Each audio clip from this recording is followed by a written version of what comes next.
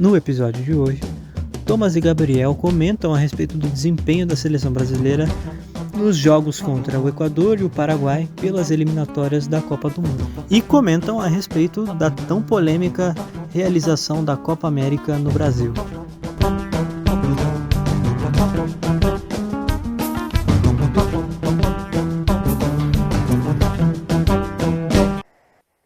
Fala galera, eu sou o Thomas e a gente está aqui, eu e o Gabriel, meu querido amigo, para falar do Brasil e os seus jogos na eliminatória, assim como as partidas da Copa América. Gabriel, muito bom dia, muito boa tarde, muito boa noite. Suas impressões do jogo, já se apresente e começamos daí. Boa, saudações Thomas, saudações a vocês que estão ouvindo. O Brasil, de modo geral, ele foi muito bem, né? As impressões que ficaram dos dois jogos foram muito boas, né? Não sei como ficou para você, mas aqui, na verdade, eu não quero nem falar muito no geral, eu queria mais pegar detalhes. Certo. Né? Afinal de contas, o Tite é muito questionado sobre o que ele faz na seleção, sobre o que ele propõe, e então, de certa forma, eu peguei esses dois jogos para dar uma olhada para ver se... Será que não tem nada que o Tite construiu ali? Será que... O que está acontecendo, né, no fim das contas? Essas pessoas que reclamam do Tite têm razão? Ou não, né?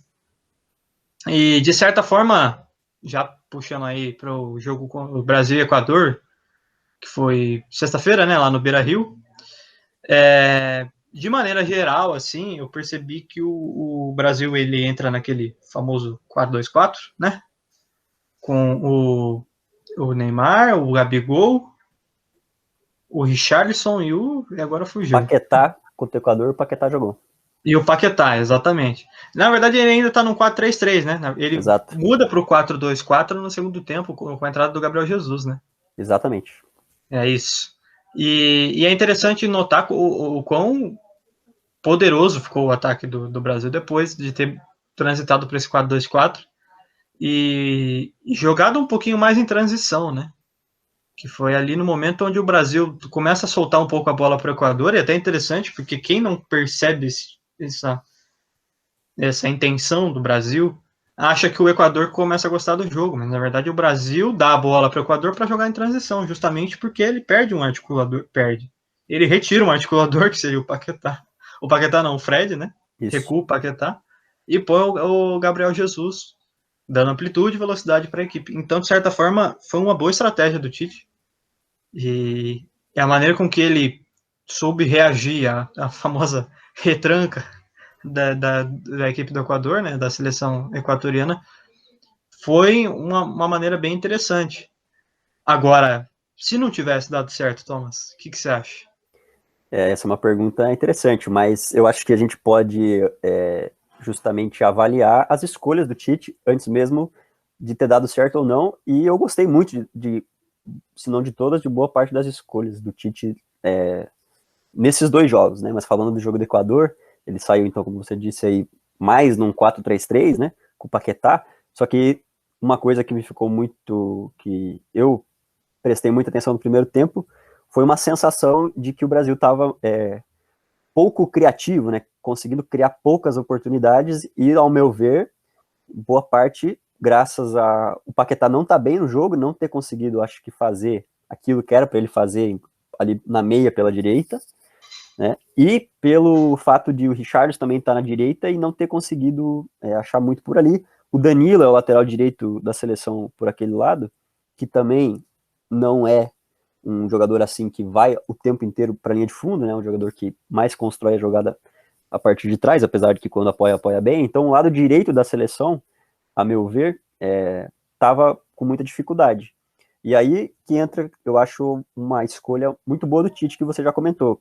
Ele, primeiro que, ao invés de tirar o Paquetá, que, por exemplo, eu tiraria, olhando o jogo, era a substituição que eu achava que ele ia fazer, ele não tira o Paquetá e coloca o Fred, e tira o Fred, né, que tinha amarelo, acho que muito provavelmente, por causa desse amarelo, ele tirou o Fred. E aí, quando entra o Gabriel Jesus dá isso que você acabou de falar, né, ele dá uma velocidade pelo lado, ele consegue achar drible, apesar de até achar que o Jesus não é exatamente o cara para jogar na ponta, mas ele consegue fazer isso muito bem, e fez isso nos dois jogos muito bem. E aí o Paquetá, inclusive, entra no jogo. Quando o Paquetá vai para segundo volante, ele começa a acertar todas as escolhas dele, a sair jogando, a dar passe enfiado, a quebrar a linha. E aí, para mim, tem muito mérito do Tite nisso, de ter enxergado essa deficiência e ter feito escolhas corretas, né? E eu acho que só de ter escolhido isso já foi interessante, foi uma escolha interessante, uma escolha inteligente. Poderia ter dado certo ou não. E deu, então para mim dá mais mérito ainda, né? Não só ele fez a escolha, como deu o resultado, o que é mais interessante. Exatamente, eu acho que esse é o ponto, né? A gente conseguir avaliar as escolhas do Tite antes mesmo do resultado em si. Quando ele tira o Fred, seja por cartão amarelo ou não, né? O pessoal da transmissão falou, da transmissão da Globo falou que podia ser por causa do amarelo. Eu realmente não tenho. Desculpa te interromper, mas eu acho que o cartão amarelo foi. Se o Fred não tivesse amarelo, eu acho que dificilmente ele tiraria. Mas não foi só o amarelo que fez ele tirar o Fred, sabe? Acho que teve algo a mais. Exatamente, eu penso igual a você. E, enfim, é a escolha de ter trocado e de ter, até de certa forma, vamos assim dizer, apesar de o sistema tático por si só não demonstrar ofensividade ou não, mas querendo ou não, você colocar 4 jogadores lá na frente acaba dando a entender que você vai para cima, né? E ele tira um meio campo para colocar o Gabriel Jesus, que é um faz tudo, né? Eu acho bem interessante que ele é bem versátil, isso que você falou, inclusive, de jogar na ponta. Ele consegue jogar lá na frente de centroavante, joga na ponta, joga... Nas Onde você duas pontas ele colocar pode o jogar, menino, né? ele joga. Sim. Onde você colocar o menino, e o Gabriel menino também é outro, que onde você colocar, ele joga. Né? Então... Mas voltando, eu achei interessante a mudança de atitude que ele proporcionou, e por si só já era mais do que suficiente para mostrar que ele faz um trabalho interessante, que ele faz boas escolhas. E então, dentro disso, eu acho que e inclusive muitas mudanças de postura, como por exemplo jogar. Eu tinha observado que no começo a transição do Brasil era muito lenta. Era uma transição, um jogo apoiado, uma transição ofensiva, no caso, né? Bem lentinha. Então pega, sai jogando, tal. Sim. Eu acho que dentro dessa proposta, você escolheu o Alisson, sabendo que o Equador podia subir a marcação. O Alisson não é tão bom com os pés, comparado com o Ederson, o que entra, inclusive, no segundo jogo, mas aí é outra história. Uhum. Mas depois, no segundo tempo, ele já inverte. Ele percebe que isso não está dando muito certo dentro do jogo e ele altera. E só de alterar já foi interessante, porque quem que altera, sabe? Parece que o Tite é vamos falar bem a verdade, né? No bom linguajar popular, aí o Tite é o retranqueiro que joga do mesmo jeito. Sim. Que joga ali do mesmo jeito, que não consegue. Outro ponto também é que no 4-3-3 o Neymar estava para a esquerda, apesar de estar meio fica bem livre, né? dentro. Sim. Ele, na teoria, ele ficava mais para a esquerda, então o jogo do Brasil, vamos assim dizer, se fosse querer abrir mais o campo, teria que ser pela direita. Teria que ser por meio do Richarlison, na direita ou na esquerda, tanto faz, mas normalmente na direita. Uhum. E isso, de certa forma, deixava muito previsível a equipe do Brasil, porque era só por um lado. Né? Era só ali pelo lado do Richarlison, que o Brasil criava, né? Pelo lado do Richarlison, do Danilo, e aí o apoio ou do Fred ou do Paquetá, né? No caso, mais do Paquetá do que do Fred. O Fred, por sinal, uma coisa que eu achei interessante é quando o Alexandro subia para dar amplitude para o lado esquerdo, o Fred fazia recomposição, né? Ele ficava ali resguardando, e de certa forma o Brasil perdia um pouco no meio. Porque aí, de novo, ficava só o Casemiro, o Paquetá, de vez em quando vinha buscar a bola o Neymar. Então, tava muito difícil passar das linhas, e aí, quando ele abre o campo com os 4 jogadores de ataque, tendo a qualidade do Paquetá na saída, para dar esse passe, a qualidade do Casemiro, que também, pelo amor de Deus, né, o que ele não sabe fazer de bem, né? Então, tendo essa qualidade de saída e abrindo o campo, abrindo mais espaço, com o Neymar vindo buscar também muitas vezes a bola, mas ainda assim, podendo atacar dos dois lados nas laterais, eu achei que o Brasil ganhou muito, e não à toa querendo ou não, o Brasil ele não cria muito no sentido de com a bola em si. Na verdade, a criação do gol, por exemplo, foi numa transição defensiva bem executada. Que ele sempre fez desde o começo da partida, que foi, na verdade, perde pressiona. Muito eficiente do Brasil, impressionante. Sim. Então, perdeu pressiona. O Neymar pressionou a bola, se eu não me engano, o Paquetá. Não, o Paquetá pressiona a bola, o Neymar recupera a bola e dá o passe para o Richarlison. Então, esse é um ponto interessante também. Eu gostei muito dessa transição defensiva do Brasil, porque ela é muito segura. Extremamente segura. Eu concordo. É um ponto que eu acho que já acontece no Brasil há um tempo. Uma boa pressão, tanto quando perde a bola, ou mesmo quando está posicionado defensivamente, na organização defensiva, né? O Brasil, quando sai para pressionar, geralmente sai muito bem. E até o Neymar, que é um cara que geralmente você pensa que ele tem que se poupar mais no momento defensivo para ele conseguir ter fôlego para atacar, é um cara que geralmente ajuda muito na pressão. Quando o Brasil pressiona, ele é um dos que puxa essa pressão, até por ser o cara que joga ali mais à frente, geralmente, né? Ele pressiona bem o goleiro, pressiona o zagueiro quando tem que pressionar e faz o Brasil sair de trás. Acho que essa pressão é um ponto de um trabalho do Tite que já vem de um tempo. E que realmente acho que nesses 2 jogos ficou mais uma vez claro. Um cara que eu queria comentar, que a gente ainda não citou o nome dele aqui, que eu estava muito ansioso para ver ele, era o Gabigol, jogando como centroavante. E eu gostei da partida do Gabigol. Eu acho que ele tem umas diagonais curtas ali muito boas, ele dá a opção quando a bola tá pela lateral, quando a bola tá pelo meio, ele tenta fazer o facão, né, que a gente chama, nas costas do zagueiro, e ele recebeu 2 ou 3 bolas assim, mas não fez o gol, né? Não fez o gol, perdeu ali, acho que umas 2 chances boas de finalização, mas eu gostei da movimentação que ele deu, eu acho que o Gabigol tem capacidade para, a partir do momento que conseguir fazer o gol, se sentir mais confiante, quem sabe ser o titular do Brasil aí nos próximos anos. Claro, ele tem que manter o nível que ele vem apresentando no Flamengo, e eu particularmente gostei, né? Até fiquei surpreso, em alguma medida, com o Tite tirar ele no outro jogo, mas aí quando a gente entrar a discutir o papel do Firmino no próximo jogo, a gente fala. E por fim, tô falando por fim, porque eu acho que a gente já falou bastante desse jogo do Brasil e do Equador, eu acho que o Equador tem algum mérito também nessa dificuldade que o Brasil teve, né? A gente acabou não citando isso. Ele soube se fechar muito bem, soube marcar os espaços, estava, de alguma forma, combatendo ali no meio, então tem um mérito do Equador, não foi só o demérito do Brasil em ser pouco efetivo na criação das jogadas. Eu acho que o Equador, de alguma maneira, apresentou uma resistência interessante.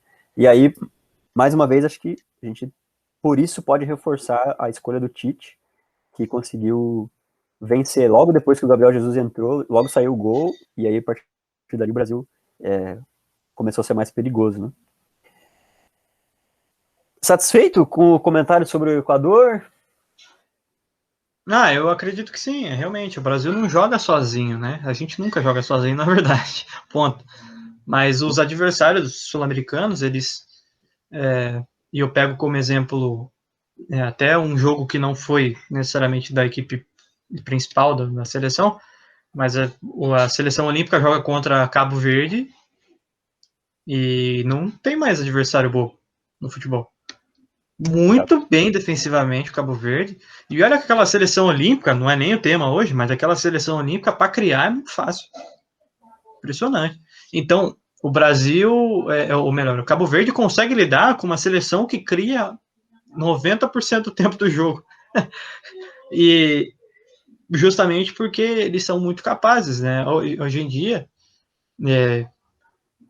juntando linha de impedimento, VAR, a milimetragem do VAR, as linhas muito bem fechadas, é muito difícil você atacar, ainda mais se a gente for considerar que, e isso pode ser até tema para uma outra conversa, que os nossos atacantes hoje, eles não têm tanta criatividade assim, ao ponto de superar uma linha tão difícil, uma linha de 10 metros de distância, assim, é uma coisa meio absurda até. E o Brasil consegue, numa mudança tática, que eu acho que de todas as variáveis possíveis, não é uma variável que importa, mas não é uma variável super, hiper. Não é só a tática que vai resolver o problema. Mas mudando o sistema, mudando alguns princípios, algumas ideias do jogo da seleção brasileira, a gente consegue superar. Mas o Equador foi muito bem. Eu acho que o Equador faltou só atacar mesmo, porque de resto, sim, defendendo foi espetacular. É que não encaixou, justamente porque a pressão pós-perda do Brasil é espetacular. E querendo ou não, apesar do Brasil fazer o arroz com feijão ali, botar 2 linhas de 4, né, e deixar Neymar e Gabigol ali na frente pressionando tranquilinho, é interessante quando essa bola passa do Neymar e do Gabigol, né, ela começa a tentar ali entrar na segunda linha, o Neymar e o Gabigol fecha, né, e parece que é como se fosse a pressão do Brasil vira como se fosse um hexágono fechando, assim, né, fechou, entrou aqui, a gente fecha, faz a armadilha e sai. Então é muito interessante isso também, esse sistema parece um pouco a do Liverpool, do Klopp, né, que é bem isso, entrou ali por dentro, fecha. E aí, já puxando então do Liverpool, e puxando os acontecimentos do jogo do Equador, contra o Paraguai, o Brasil entra já num 4-2-4, que também flutua para um 4-2-3-1, com o Firmino puxando, né? E justamente eu acho que é por isso que o Firmino entra. Porque querendo ou não, o Paraguai joga um 5-3-2 ou um 3-5-2, seja lá como for, e ao atacar, como o Brasil defende com uma linha de 4, e os paraguaios, na teoria, atacariam com uma linha de 5 no meio, então teria uma inferioridade numérica, e nesse caso o Firmino vinha para fazer a recomposição muitas vezes, né? Então tinha essa questão de resolver essa problemática de inferioridade ou superioridade numérica, e pelo menos para ficar na igualdade numérica. Fora isso, claro, né, o jogo não é muito quadrado, mas a situação do Firmino, apesar dele não ter aparecido muito com bola, não ter criado nem nada, e aí se a gente for comparar com a situação do Gabigol, que jogou muito bem na primeira partida, a gente fica se questionando por que do Firmino, a gente tem que entender que o jogo do Brasil não era por dentro. O jogo do Brasil foi por fora. Foi com o Richarlison e com o Gabriel Jesus. Então, dentro disso, de novo, como mais ou menos ocorreu contra o Equador. Dentro disso, até porque num 3-5-2, você vai jogar por dentro como? Contra um 3-5-2, né? Realmente faltaria espaço. Então, o Brasil, eu achei muito boa a escolha do Firmino, apesar de eu achar que não é de hoje que o Firmino não faz grandes e maravilhosas partidas, mas ele cumpriu com o que tinha que ser feito. O Brasil entra bem, o Brasil já marca o gol na proposta que ele queria, que era justamente bola na amplitude, bola no Gabriel Jesus, o Gabriel Jesus foi para dentro, o Neymar vem de trás, caixa. Inclusive uma tranquilidade que eu invejo do Neymar. E ele achou um espaço ali que eu acho que impressionante. Melhor que aquele tapa do Neymar, só o tapa do Paquetá no segundo gol, né? Que também foi um golaço. Mas, então, você percebe que, taticamente, questão de estratégia, o Tite não falha nesse momento. Tanto é que, tanto ofensivamente quanto defensivamente, se a gente for fragmentar o jogo nesse quesito, o Brasil ficou tranquilaço. Tivemos uma bomba lá do rapaz, lá do zagueiro lá, que pelo amor de Deus, que bola que foi aquela. E uma outra jogada que encaixou, que até eu estranhei, que o moleque encaixou, o rapaz quase fez o gol lá. Só no jogo todo. Então o Brasil ele é muito seguro. E acho que justamente pelas escolhas estratégicas que o Tite fez, tanto no primeiro quanto no segundo jogo. Eu concordo em gênero, número e grau com as tuas falas, principalmente essa em relação ao Firmino. Ele, há um tempo, concordo, não vem fazendo grandes jogos. E, mais uma vez, quando a gente fala do 9 da seleção, geralmente tem toda uma expectativa para que ele faça gol todo jogo, para que ele apareça demasiadamente o tempo inteiro. E o Firmino esteve realmente mais tímido, vamos dizer assim, com a bola. Ele poucas vezes pegou na bola, conseguiu uma tabela, conseguiu uma finalização, Aliás, nem sei se finalizou no jogo, não me lembro agora de cabeça.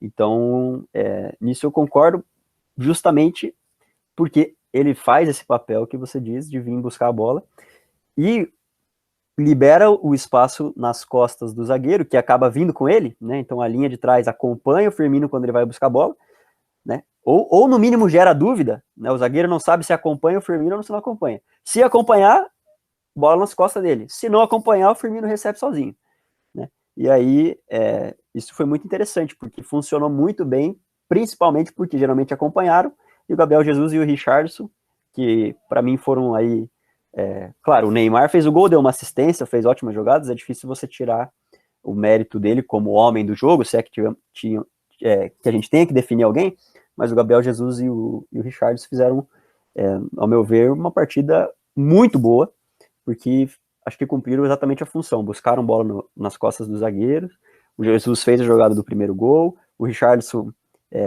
criou oportunidades incríveis e inclusive fez um gol numa jogada dessa, no finalzinho do primeiro tempo, que foi anulado, porque ele estava um pouco impedido, mas ele buscou a bola nas costas do zagueiro, o Neymar deu para ele acertou uma finalização incrível. Então, as escolhas do Tite para esse jogo foram muito legais, começou o jogo dessa forma, e realmente funcionou muito.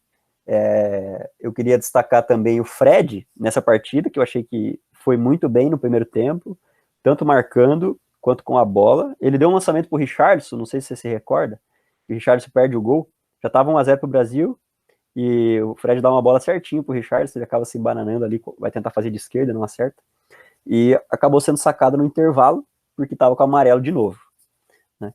Mas senão ele teria continuado na partida, imagino eu, porque estava realmente muito bem. E tem uma coisa que aconteceu, já que você comentou da qualidade do time do Brasil a respeito da tática, né, no sentido de variação até, programado pelo Tite. Eu não tenho certeza que você percebeu, né, meu amigo Gabriel? Teve um momento ali no primeiro tempo, principalmente, que o Brasil, depois de fazer 1-0, teve um início muito pressionante, um volume de jogo, criando oportunidades, até mais ou menos uns 15 minutos do primeiro tempo, ou 20, e aí ele começou a marcar num bloco mais baixo. O Equador, com 3 zagueiros, conseguiu abrir bem... O Paraguai, conseguiu abrir bem o time e trocar passes, até criou uma oportunidade de gol, em algum momento, uma finalização que passou perto ali, numa diagonal, que aquele camisa 10 deles perdeu, o magrinho lá, que eu esqueci o nome agora. Enfim, e o Brasil, marcando em bloco baixo, marcou muito bem. Então, quer dizer, sabe pressionar? Sabe pressionar. Né? Agora, sabe descer e esperar um pouquinho, até para descansar, porque começou o jogo com muita intensidade, né, no ataque. Soube também descer, soube marcar lá embaixo, não deu muito espaço, conseguiu recuperar a bola, né? E aí eu acho que é mais um mérito do Tite. Se a gente estamos falando aqui várias vezes, né, das escolhas dele, eu acho que o Brasil tem repertório, né? Tem repertório, né? Ele não é refém só de um esquema tático, ele não é refém só de uma estratégia de jogo.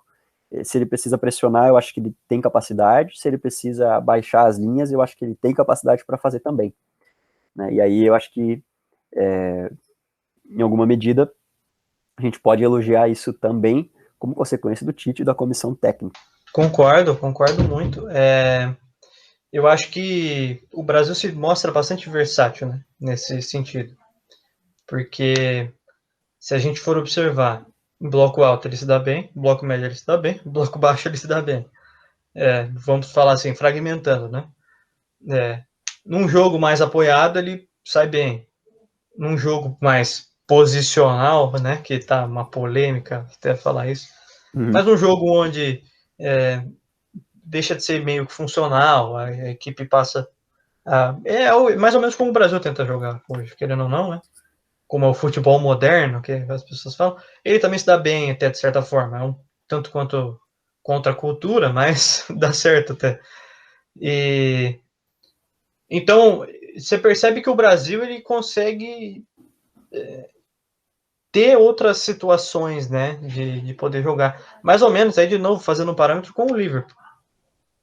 Diferente do que eu vejo da equipe vamos falar, né, as pessoas normalmente botam Klopp e Guardiola. Diferente de como eu vejo o Guardiola, que continua na mesma, apesar de ter uma certa versatilidade, ele tem o seu planejamentinho ali, mais certinho, bonitinho, e segue aquilo, e faz com uma perfeição também que nem precisa mudar às vezes, né? O Klopp, a equipe do Liverpool, é o contrário, é muito versátil, eles trocam, alternam o tempo todo, apesar de também ter algumas coisas marcantes. Mas eu acho que todo time tem uma marcação, aquilo que marca, né, nesse sentido. No caso do Brasil, é o Neymar livre. É uma maneira,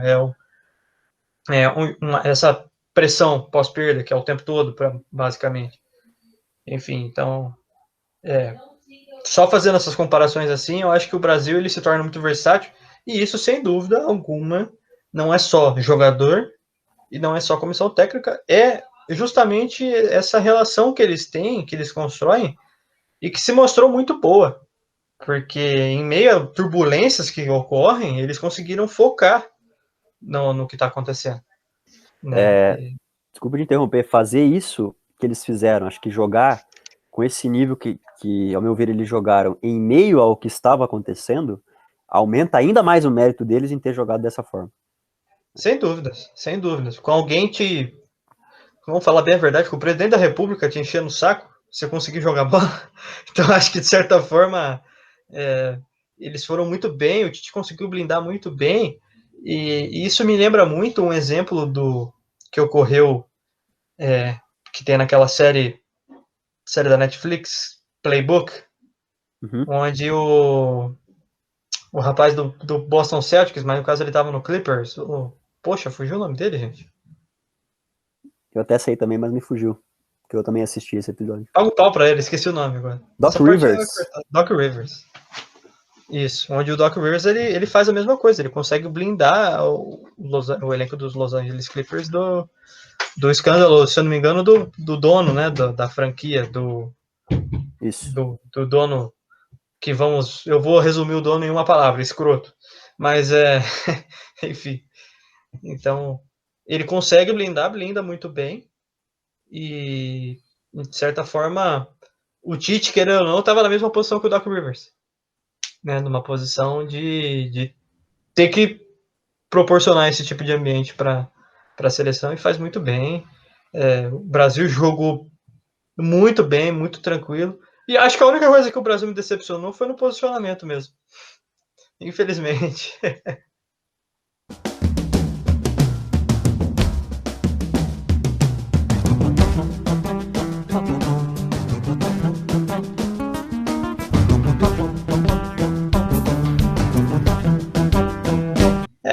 Que inclusive foi um posicionamento, quando eu falo que eu fico decepcionado, apesar de eu não ter criado expectativa, vamos assim dizer, porque isso é uma coisa que no futebol brasileiro já não tem muito, mas eu fico decepcionado porque criou-se uma expectativa, não uma expectativa, mas um cenário onde, enfim, nós teríamos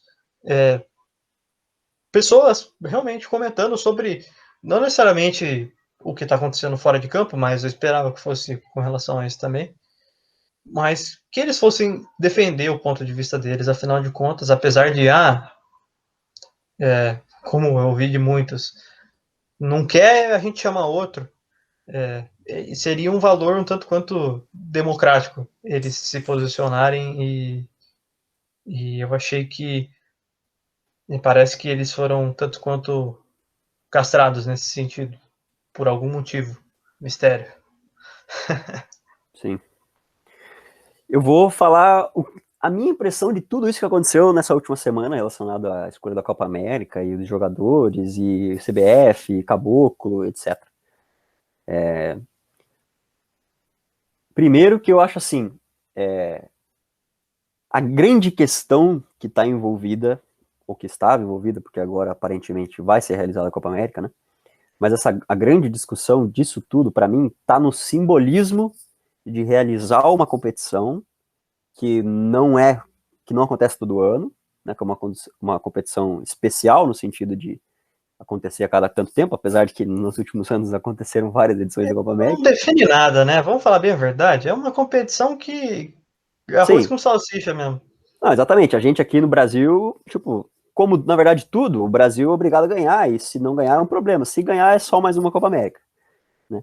Então, mas, para além disso, querendo ou não, é uma competição de seleções que é realizada a cada 4 anos, teoricamente. Então, tem um quê aí de especial na Copa América, né? E aí a grande questão para mim, né? Realizar a Copa América, ou seja, Brasil e Equador, por exemplo, se não me engano, o Equador está no grupo do Brasil. Brasil e Equador se enfrentarem pela Copa América e Brasil e Equador se enfrentarem pelas eliminatórias, objetivamente, é a mesma coisa. Não vai ter público na Copa América, não iria ter e tal. Não vai a delegação envolvida, até onde eu sei, a não ser que eu não tenha as informações para além disso. Até onde eu sei, acredito que é a mesma, né, uma delegação de Copa América, a delegação que acompanha a seleção nas eliminatórias. Os jornalistas vão ser os mesmos, talvez um número maior para nossa competição mais importante, não sei, acho que deve ser o mesmo, eliminatórias tem um peso bom também. Enfim, o número de pessoas envolvidas em um jogo de Copa América é o mesmo que qualquer outra competição que esteja acontecendo, brasileiro, Libertadores, Sul-Americana.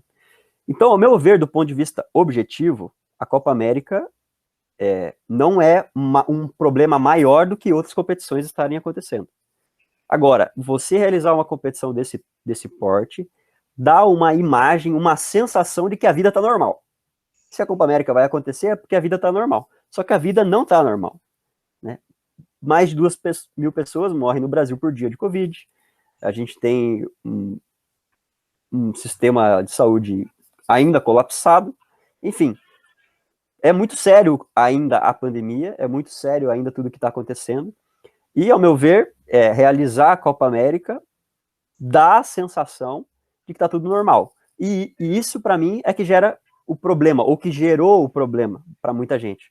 É essa mensagem. Por isso que, por muitos, foi chamada estava sendo chamada de Copa da Morte. Enfim, para mim, é isso que quer dizer. É uma competição que está acontecendo como se não estivesse nem aí para as mortes que estão acontecendo, né? E aí, para mim, esse peso, ele é muito maior do que a objetividade de realmente a Copa América trazer mais casos para o Brasil, né? Agora, claro, eu não estou falando isso como quem necessariamente concorda com a realização da Copa América, mas eu acho que essa é a grande discussão. É o significado que a competição pode trazer no sentido da vida estar normal, mas ela não está normal. E aí, por que eu estou falando isso? Porque eu acho que, no fim das contas, se criou uma guerra, né? E aí também tem um papel muito importante da imprensa nisso, né? De muitas vezes pegar algumas falas que não têm o tamanho que elas têm e querer fazer disso um produto. Enfim, a imprensa funciona um pouco assim, porque a gente também gosta de consumir a polêmica, então por isso que eles fazem polêmica. Se a gente não consumisse, provavelmente não faria, né? Então, até a própria questão dos jogadores, eu não acho em nenhum momento de verdade que os jogadores quiseram, assim, boicotar a Copa América, mas é um termo que estava na mídia, né? Eu acho que eles não estavam agradados com a situação, porque foi mudado de país em cima da hora, porque estava acontecendo uma série de mortes, porque o público não tinha gostado de a Copa América ser o Brasil, então eles estavam incomodados, penso eu. Quiseram conversar sobre, não gostamos de como está isso daqui, será que não tem como a gente ver? Eu tô chutando, eu imagino que foi assim. Só que daí, claro, a imprensa e todos nós ficamos ansiosos por um posicionamento, para poder estampar a cara dos jogadores e falar que são heróis nacionais, que tem posicionamento, e no fim das contas eu acho que não era tudo isso, sabe? Por isso que muita gente se decepcionou, porque ficou esperando algo que, ao meu ver, nunca existiu, né? Eu acredito que os jogadores estavam incomodados, mas esse incômodo não tinha o significado de um boicote, de não querer vestir a camisa da seleção brasileira, como eles próprios falaram depois da entrevista. Sim, eu acho bem interessante esse tipo de visão sobre... Esse tipo de visão, não, né? A sua visão sobre o assunto. Sim. Porque ela traz um pouco também do quanto a gente teve acesso, né? Por onde a gente teve acesso aos posicionamentos ou a especulação de um posicionamento que fosse, por exemplo, relacionado a boicote, né? Alguma coisa nesse sentido. Sim. E sabe que eu penso só um pouquinho diferente no sentido de que talvez você reunir uma ou outra seleção seja a mesma coisa. Agora, você reunir 10 delegações, incluindo a sua, né, no caso, sim, seja um pouco maior, sendo que tem deslocamentos e tudo mais, Mas aí tem jogo, tem. A realidade é que não era para ter nada, né? Esse é o ponto. E aí, de certa forma, o ponto interessante é que a simbologia realmente é interessante nesse sentido, porque num país com tanta dificuldade de educar o fulano, para o fulano usar máscara e ficar distanciado, você passar uma imagem de que não, mas a gente consegue funcionar mesmo, tá tudo ok, para ele não é que tá ruim, mas tá bom. Para ele tá bom já. Porque ele já não usa mais, ele não faz distanciamento, ainda vai ter um jogo de futebol para ele ver lá no bar, para ele comemorar uma semifinal, uma final, um título que seja. Então, de certa forma, é proporcionar não só uma não educação no sentido de, não tá nada bem, mano, não vai ter Copa América, irmão, pra você ter que ficar na sua casa, pra você ficar de boa. Não tem nada, não tá nada bem, tem 2.000 pessoas morrendo por dia. O Brasil tá vacinado 20%, sei lá, não sei mesmo. Mas Sim, acho não, que 10 só. eu falo, e olha, que é interessante, inclusive, porque eu estou vacinado, e aí eu fico me perguntando, olha o privilégio que eu tenho, né? Porque eu tenho 10% da população brasileira e eu estou vacinado. E 2 doses, acho que são 10% aí, acho que uma dose até são mais. deve ser até mais, mas de qualquer forma, Uhum. realmente, assim, nesse sentido de cara, pra mim, pode até estar achando, posso até achar que tá tudo bem porque eu tô vacinado, mas não tem como pensar num negócio desse, e não tem como achar ok que a gente deixe com que uma competição que foi cancelada na Argentina por causa da pandemia de Covid, que não foi para Colômbia, né? Por causa de problemas Isso. políticos, venha para um local onde tem problemas políticos e de pandemia. Não faz o menor sentido, inclusive. Mas a Conmebol precisava de alguém meio doido para topar essa ideia e a gente tem muitos, inclusive, para topar. Exato. Inclusive não só doido como gente escrota, que é o caso do Rogério Caboclo, né? Que ficou um pouco bem claro. Inclusive essa questão política na CBF, eu apelido ela carinhosamente de corrupção brasileira do futebol, porque é basicamente isso. O único exemplo que ela dá de saber fazer bem, mais ou menos ainda, porque as pessoas vão presas, é a corrupção. Porque o futebol mesmo, se não fosse a nossa paixão por querer fazer as coisas funcionarem, se depender só da CBF, a gente não estava em lugar nenhum. É uma federação extremamente corrupta e que se corrompe facilmente, inclusive politicamente, que foi o caso de agora. Tanto é que o Rogério Caboclo ele ia demitir o Tite. E é bem interessante, porque afinal de contas, resultado conta nesse país, não é? E o Tite só perdeu uma vez contra a Bélgica. Não, E aí ele ia ser demitido para entrar o Renato Gaúcho. Então, para você ver como, se dependesse da CBF, o futebol brasileiro não ia para lugar nenhum. Se dependesse da CBF, a gente tava lá batendo palma, sei lá, para Então, quem. eu gostei de você ter entrado nesse ponto, que é justamente o que eu ia puxar. Que para mim é muito grave, assim, né? E eu particularmente não gosto. Por exemplo, eu sou cético quanto a, de fato, ao boato de que o Rogério Caboclo demitiria o Tite. Não duvido que ele pensou isso, não duvido. Mas sou cético. Ele falou na entrevista, não que a gente tenha aí toda um cabedal para confiar em tudo que ele fala, mas vamos pressupor que ele falou a verdade. Eu eu sou cético, basicamente eu sou cético, porque eu não tenho dados oficiais de que ele teria a intenção de demitir o Tite. Eu sou cético. Para mim, o que acontece nessas ocasiões é justamente uma grande mistura de tudo. Né? Então eu pego, o Bolsonaro é a favor da Copa América no Brasil? Se eu sou um cara que gosta do Bolsonaro, eu automaticamente assumo o posicionamento de que a Copa América deve acontecer. E tudo que se opor a ela, eu critico, eu xingo, eu falo que está errado. Se eu sou contra o Bolsonaro, tudo que o Bolsonaro falar a favor de algo, eu automaticamente vou me posicionar contra. Não me interessa se faz sentido, se não faz. Né? E para mim, esse tipo de guerra é que é um problema. Né? E para mim, essa situação do Tite tá envolto nisso. Né? Então, se eu sou a favor da Copa América acontecer, porque eu acho que faz sentido, e o Tite está falando que a gente deveria questionar isso, na verdade, eu devia tirar o Tite e botar o Renato Gaúcho, que está lá na praia tomando cerveja e representa muito mais eu do que o Tite, que fala bonito. Né? E, ao mesmo tempo, o cara que é contra a realização da Copa América, não interessa se os jogadores se posicionar, falaram alguma coisa ou não falaram, ele queria que os jogadores não jogassem, e se jogar, e já que vão jogar, são tudo uns caras que são influenciados pela Conmebol e mercenários, entendeu? E aí a gente cria sempre um grande problema, aonde, às vezes, ao meu ver, não é tanto assim. Não que não tenha problemas, eu também não sou um cara que acha que todo mundo é santo, porque a gente não é, eu também não sou, a gente erra pra caramba, mas eu acho que muitas vezes a gente cria coisas e quer que as coisas aconteçam de uma forma, e aí eu vejo mais uma vez o papel da imprensa, e cito isso, que ela quer criar o boicote, ela quer criar a confusão, porque é isso que gera clique também, né? Mas é um fator que influencia, não é o único, mas é também um fator que influencia nisso tudo. Né? Então, a minha visão, enquanto tudo isso, é que, assim, eu entendo quem acha que a Copa América não deveria acontecer, que eu acho que tem muitas razões para ela não acontecer. Eu entendo quem acha que é incoerente dizer que não pode ter Copa América, mas pode ter as outras competições, porque em alguma medida você poderia ver uma incoerência. Mas no fim das contas você tem que decidir. Bem, foi decidido então para ter a Copa América, vai ter quem não concorde, e tem todo o direito de não concordar, vai ter quem concorde, e tem todo o direito também de concordar. O que eu queria dizer com tudo isso eu acho que a gente pode olhar para quando questões assim vierem à tona, com um pouco mais de cuidado, sabe? Acho que a gente acaba reproduzindo muito o que lê, sem ter a devida noção, assim, uma leve reflexão, né? Não estou falando para todo mundo adotar uma postura assim de sobriedade o tempo inteiro, porque a gente não vai conseguir, mas ter uma mínima, evitar reproduzir o que vê, né? Seja o teu posicionamento qual for, não só reproduzir, mas entender o porquê que você pensa assim. E eu acho que a gente reproduziu muita coisa sem pensar nesse momento, sabe?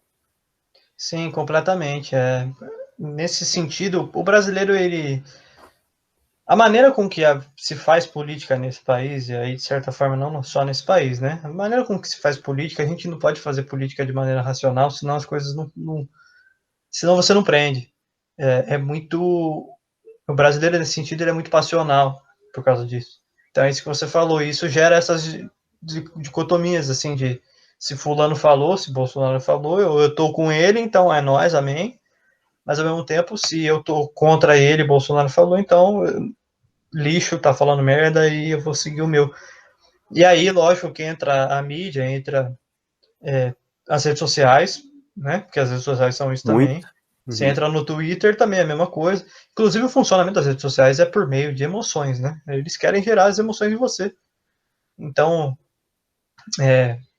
dentro desse sentido, você percebe o quão complicado é você dialogar nesses ambientes. E então você dialoga onde? Em ambientes como o nosso, por exemplo. Como que eu, no caso, eu acho um absurdo algumas coisas, mas ao mesmo tempo vou me posicionar, tal, bonitinho. Mas por acaso você achar completamente o contrário, nós conversamos. Porque esse é o ponto. Eu acho que a gente tem um pouco mais de tentar se explicar, na verdade, e não se explicar no sentido dessa dicotomia. É você tirar da dicotomia, desse binarismo Exatamente. de 0 ou 1. É você. Não, só vamos falar. Você falou da Copa América. Eu já coloquei um ponto a mais aqui que eu acho que pode ser que seja mais complicado. Sim. Mas ao mesmo tempo eu concordei com você da simbologia. Ao mesmo tempo eu concordo com as pessoas que acham Exato. incoerente ter Campeonato Brasileiro e não ter Copa América. Só que, enfim, eu particularmente eu não consigo achar normal tá tendo qualquer tipo de coisa no meio da pandemia. Eu não acho normal eu conseguir sair de casa para dar aula, por exemplo, e eu dou aula. Uhum. Não acho, não consigo achar normal. Eu ontem me peguei numa situação que eu tava brincando de bola de máscara. Eu falei, mano, quando eu pensei que eu ia fazer isso? Então, mas as coisas têm que andar. Tá, tudo bem, faz parte e tal. Mas não é normal. Eu acho que esse é o ponto. A gente tem que ter em mente que as coisas estão andando, as coisas estão funcionando e que não é normal. Perfeito. Ponto. A partir do momento que a gente tem essa visão, acabou. Pode ter Copa América, pode ter o que for. Mas se não tá normal, acabou. O problema é que falta esse exemplo. Falta esse exemplo em um monte de situações. E, enfim, então é um tanto quanto complicado. Acho que os jogadores, de certa forma, e por isso que eu fico decepcionado, perderam uma grande chance de eles sendo formadores de opinião e estando ali, de uma grande chance de falar, não vai jogar porque a gente tá seguro. Mas você fica em casa, fica em paz aí, porque não é pra você sair, não. Mais ou menos isso. Exatamente. E sabe que eu acho que eu tenho a sensação, e isso é só uma sensação, né? Mas ainda assim tenho o direito de tê-la, que os jogadores estavam incomodados, como eu falei, com isso que estava acontecendo. E aí, a partir do momento que sai uma notícia que os jogadores, provavelmente incomodados, certamente, conversaram com o presidente, tiveram uma reunião, se criou a ideia de que os jogadores estavam querendo boicotar a Copa América, né? Ou seja, como se tivessem desprezando a oportunidade de, como muita gente quis colocar, de vestir a camisa da seleção, né? E de fato não, eles estavam incomodados. Talvez o que poderia ser feito é exatamente o que você falou, né? Uma nota onde eles conseguissem expressar esse incômodo e explicar, né? Eu acho que até a nota deles tenta fazer um pouco isso, né? Mas talvez não da melhor maneira, enfim. Então, sair dessa dicotomia de achar que porque vão jogar é porque são tudo mercenário, porque obedece a CBF, a Comebol e não tem opinião de nada, e não tem visão, e, enfim. Ou se não jogassem, fosse também o contrário, xingassem ele por outra forma. Não, tem motivos que faz você jogar, tem motivos que não fazem. Às vezes não dá para você equilibrar bem as coisas, você tem que tomar uma decisão, e você toma, e assume as consequências disso. Né? E eu acho que esse é o ponto, né? A gente pode falar assim, eu acho que a Copa América pode acontecer, mas, puxa, eu entendo, é difícil, né? Olha só o que está acontecendo. O contrário também, puxa, eu acho que a Copa América não pode acontecer, mas eu entendo até o que você está dizendo, porque tem um sentido. Esse tipo de diálogo eu acho que é importante e que falta, né? Às vezes a gente entra muito é a dicotomia, como você falou, é 0 ou 1. Né? Então, se eu penso de uma forma, eu odeio quem pensa de outra. Eu nem procuro sequer entender o que o cara está pensando, né? Isso que é o problema.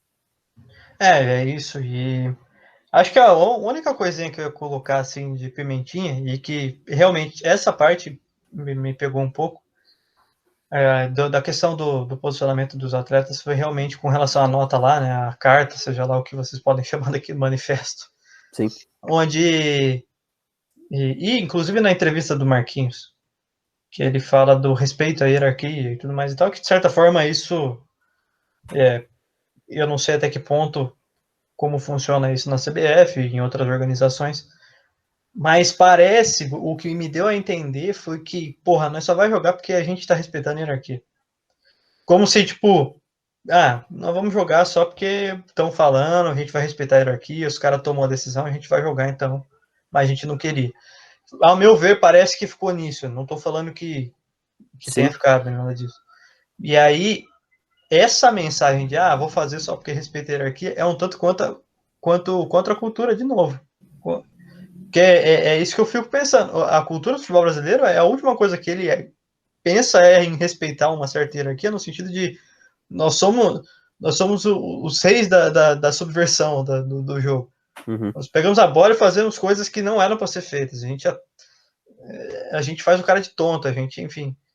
O nosso futebol joga bonito, joga para frente, né? O futebol moleque é o futebol de rua, e o futebol de rua era justamente uma contracultura do que era o futebol jogado nas elites. Então, e foi uma subversão, de certa forma. E jogar na rua, como assim? Não joga no campo de futebol? Não joga com uma bolinha bonitinha?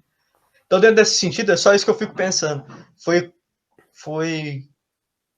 uma frase, uma fala muito contrária daquilo que é a nossa essência de jogar futebol. Então, nesse sentido, eu não gostei nesse sentido, assim, mas é mais um simbolismo que, enfim, eu que tive, não é uma coisa assim, Entendo. e que, de certa forma, eu não gostei mesmo. Mas cada um tem seu posicionamento, sua forma de pensar e tudo mais, então a gente segue. Compreendo a atitude dos jogadores. Se eu tivesse com a camisa da amarelinha lá, com o símbolo no peito, eu provavelmente teria que falar amém também e seguir, porque cada um tem seu sonho, cada um tem Copa do Mundo no ano que vem, aí se acaba não indo, enfim. Mas só para botar uma linha na fogueira aqui, nesse negócio de política, só para finalizar também, a última vez que aconteceu isso, né, de interferência política na seleção brasileira, se é que isso está realmente acontecendo, foi lá em 1970, né, na ditadura militar, quando tirou o João Saldanha, que também, inclusive, foi muito bem nas tais eliminatórias da época. O último a vencer 6 jogos consecutivos. Igual o no Tite. Início, né? Inclusive, muito simbólico, né? E, enfim, aí tirou o Saldanha, entrou o Zagallo, né? Uhum. E aí a gente é tricampeão mundial, só que a gente foi tricampeão mundial tendo Pelé, né? Beleza? Beleza, maravilha. Mas enfim, eu não sei o que você pensa sobre isso, Thomas, sobre a questão do discurso, das palavras que foram utilizadas, ou até mesmo dessa interferência política.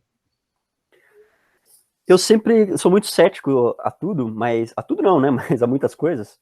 E é uma coisa que eu gostaria até de falar para a gente finalizando, pelo menos da minha parte, é que a gente está aqui fazendo um exercício, né, de falar sobre todas essas situações, e é importante a gente ter ciência que a gente fala muito realmente da nossa sensação, vendo o noticiário, vendo de longe, no meu caso aqui em Santa Catarina, o que aconteceu lá no Rio de Janeiro, lá em Brasília, lá no Paraguai, né? Então é sempre uma sensação, a gente tem direito de tê-la, e inclusive gosto de tê-la e de comentá-la, mas tem que ter a compreensão de que a gente não tem conhecimento de fato de boa parte do que aconteceu, talvez da grande maioria dos fatos, né? Então, tendo isso em mente, né, a gente pode aqui falar, vamos dizer assim, o que a gente quiser, mas é preciso ter essa consciência de que ainda assim é uma fala limitada, e essa minha sensação pode estar equivocada. Então, eu prefiro ser cético quanto, por exemplo, não sei quando você diz interferência política, se você quer dizer que o presidente Bolsonaro ou não sei quem do Poder Executivo está determinando o que tem que acontecer na CBF ou não, ou na escalação, ou no técnico, como saiu, que o Bolsonaro queria que trocasse o Tite, não sei o quê. Então, não sei se é esse tipo que você diz. Foi nesse sentido, assim, pelo menos foi Entendi. o que estão falando, né? Não que eu acho que pode estar acontecendo. Sim, não, eu concordo. Eu entendi. Eu sou cético. Não duvido, mas sou cético. Né? E conhecendo a peça que está lá dentro, a gente pode achar que realmente tem uma interferência, né? Exato, eu tenho alguma antipatia, né, por muitas das escolhas e muitas das falas do nosso presidente.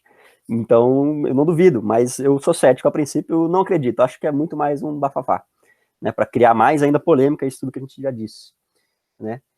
Enfim, eu acho que termino dizendo isso, assim, estamos aqui especulando, né, e temos direito de especular. Eu acho que muitas coisas do que a gente falou faz sentido. Quem nos ouvir, porventura, vai concordar com algumas coisas, certamente vai discordar de outras. Mas eu acho que esse tipo de conversa que a gente está tentando ter aqui, eu acho que é o caminho, sabe? E conseguir ter essa dimensão, assim, não, eu posso falar o que eu penso, desde que, inclusive, eu tenha ciência de que o que eu penso tem uma limitação pelo meu espaço, por onde eu estou, pela minha visão, pelo aquilo que chega até mim, né? E aí, dentro disso, a gente pode conversar numa boa, discordar, concordar um pouco aqui, não concordar. Como você disse, eu não gostei das escolhas das palavras no discurso da seleção, seja na entrevista, seja na nota. Ponto, não gostei. Isso não significa que você acha que o Marquinhos é um mau caráter, que o Casemiro é um infeliz, né, ou qualquer palavrão que certamente muitos proferiram aos jogadores, ao Tite e a tudo que está acontecendo. Eu acho que esse tipo de interação com o diferente é um problema. Quando eu falo assim, eu não concordo com o que você está dizendo, mas eu entendo, ou se entendo, não no sentido de concordar, mas tipo assim, tá, tudo bem, é assim, eu acho que é o caminho, né? Termino por aqui. Eu acho que para finalizar só, eu concordo muito com você nessa questão de buscar uma compreensão, né? Não necessariamente entender no sentido de concordar, mas no sentido de entender que você pode ter um ponto de vista diferente e que seu ponto de vista faz sentido a partir do momento que se apresenta argumentos capazes de realmente tem que discutir, principalmente porque a gente não está lá dentro, a gente não consegue ter acesso a esse tipo de coisa. E eu acho que só pegando um pouquinho dessa questão da compreensão e do fato da gente estar distante do que realmente acontece, e deixar aí para as pessoas pensarem, afinal de contas a gente está encerrando o nosso podcast, até que ponto essa distância que a gente tem do que acontece no futebol, ou do que acontece na vida, ela não faz com que a gente tenha que ter um pouquinho mais de bom senso e de paciência. Cautela, eu gosto. Cautela é uma boa palavra. Um pouquinho mais de cautela na hora de analisar um trabalho, na hora de falar se fulano é bom, se fulano é ruim, se Tite é bom para a seleção brasileira ou se é ruim. Porque ele perdeu da Bélgica, porque a gente tomou gol do De Bruyne, porque o Fernandinho não fez a falta no Lukaku, e eu lembro disso até hoje porque eu sou um traumatizado, mas nem por isso eu falo que o Tite é ruim, porque eu consigo entender que são processos, e que são processos que eu não tenho acesso, eu não sei como o Tite treina, eu não sei qual metodologia ele faz, se é global, se é sistema, blá, blá, blá, não sei, mas eu sei que, pelo que eu vejo dentro de campo, pelo que eu me esforço para ver dentro de campo, eu consigo ver um time capaz de solucionar problemas. Ponto. Dentro disso, eu tenho paciência suficiente para achar que em 2022 a gente pode, se o Rogério Caboclo deixar, a gente pode ter uma seleção boa para a Copa do Mundo. Maravilha. Minha gente que nos escuta, muito obrigado pela sua atenção até aqui. Nós agradecemos por você ouvir o nosso podcast, espero que você tenha gostado em alguma medida, não necessariamente concordado, mas gostado de ouvir o que a gente pensa, e que isso tenha ajudado talvez você até pensar sobre a sua própria opinião, talvez é um pouco até da nossa intenção aqui. Da minha parte... Não, muito. Muito, né? Essa é a nossa intenção. Exato. Da minha parte, então, era isso. Mais uma vez, obrigado, gente, e até o próximo episódio. Gabriel? Falou, galera. Valeu, um abraço e até a próxima.